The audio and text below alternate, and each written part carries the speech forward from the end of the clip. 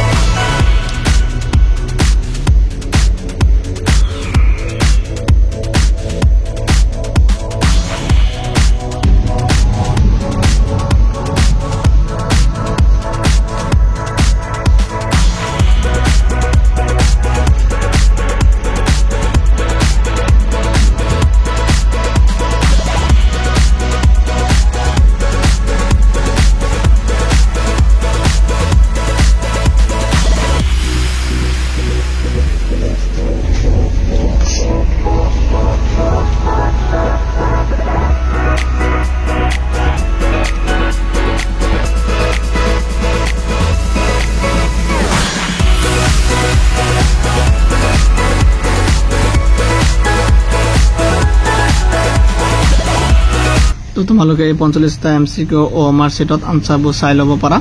এনেকুৱাকে তোমালোকক এখন OMR শিট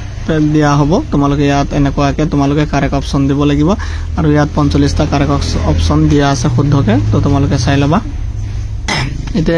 পেপাৰখনৰ লং কুৱেশ্যনবোৰ চাই লোৱা সেকশন বিট